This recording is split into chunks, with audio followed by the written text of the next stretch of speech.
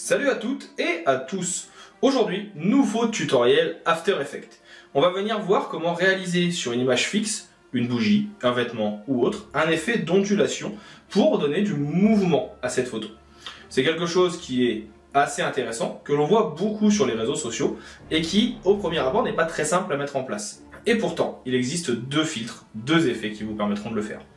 Je vous invite donc à découvrir cela dans la vidéo du jour.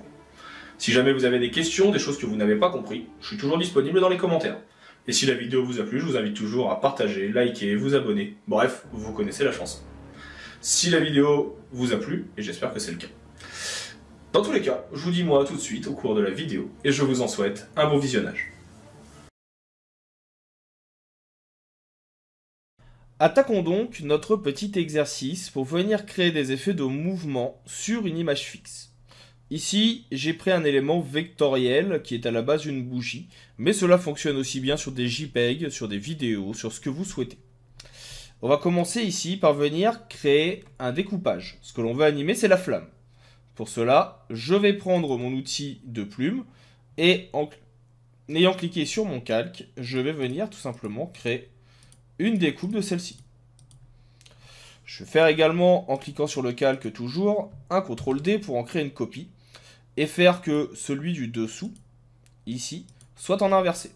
Ça permet tout simplement d'avoir nos deux éléments. On peut voir qu'il y a une petite différence parfois entre les deux. Vous pouvez venir redécaler un petit peu pour enlever la petite séparation que vous allez avoir qui peut apparaître. On va maintenant venir rajouter sur notre élément qui est donc ici, un autre calque 6, que j'ai mis à part, déjà un petit nom. Je vais cliquer sur le calque, appuyer sur Entrée et l'appeler Flamme pour le retrouver. On va venir y ajouter un calque et un effet. Cet effet, c'est une onde progressive que l'on trouve dans Déformation. Pour rappel, vous avez les filtres dans Fenêtre, Effets et paramètres prédéfinis. On l'attrape, on le fait glisser sur Flamme. Il va permettre, comme vous le voyez ici, de venir faire bouger votre flamme de bas en haut. Plusieurs paramètres s'offrent à vous. La possibilité de choisir le type de modification. Nous, ce qui va nous intéresser, ça va être du sinusoïdal, mais vous pouvez avoir d'autres éléments si vous le souhaitez. Le sinusoïdal nous donne vraiment l'impression d'avoir une flamme qui monte du haut vers le bas. On va avoir l'amplitude, pour avoir quelque chose qui soit plus ou moins haut. La période, pour avoir quelque chose qui va être plus ou moins rapide.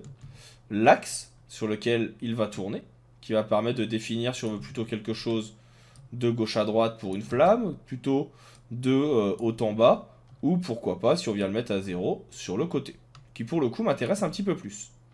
Je vais juste venir baisser un petit peu la période pour avoir, ou plutôt l'agrandir, pour avoir quelque chose d'un peu plus doux. Et donc ça permet d'avoir un déplacement de la flamme. Vous pouvez modifier la vitesse pour avoir quelque chose qui soit plus ou moins rapide. On va pas se mentir, 1 c'est très bien, c'est même un peu long. Un peu rapide je veux dire.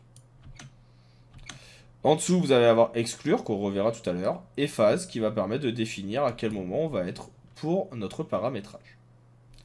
Maintenant, si vous regardez ça, vous voyez qu'il y a un petit souci, c'est que le bas, il bouge. On va donc venir modifier ça avec un autre effet. Cet effet, c'est transformer, qui est toujours, ou transformation, qui est toujours dans déformation. On fait glisser, et on vient le passer au-dessus. Ça va nous permettre de faire des transformations spécifiques, qui seront prises en compte uniquement pour notre document, mais sans prendre en compte le reste de notre calque.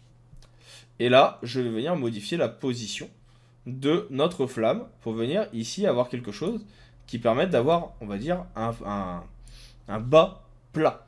Donc là, je viens modifier ma position jusqu'à ce que ça corresponde à ce que j'attends. Donc là, ça me paraît pas trop mal.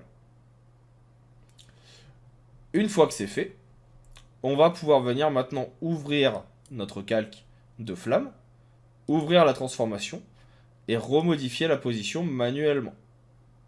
On va venir le remettre en place. Donc là, faites bien attention à avoir quelque chose qui corresponde à ce qu'on attend.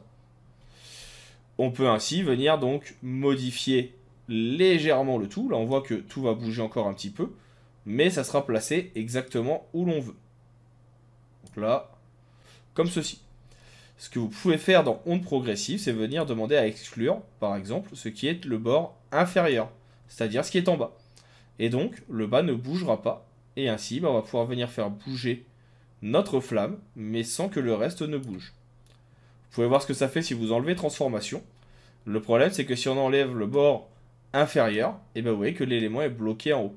C'est pour ça qu'il est important d'avoir cet effet de transformation, parce que sinon, eh bien, ça ne marche pas. Et donc là, on a notre effet qui permet de venir animer notre flamme sans que tout ne soit déplacé et en ayant un mouvement régulier. Un mouvement que vous pouvez venir modifier à tout moment, à base d'une amplitude plus grande, à base d'une amplitude plus petite, plus légère ou autre. Et si vous voulez des choses un peu plus surréalistes, eh bien vous avez la possibilité ici, vous voyez, d'avoir l'effet semi-circulaire, que l'on retrouve en général sur les glitches, un effet en dents de scie, un effet rectangulaire, pour donner des effets graphiques, et autres.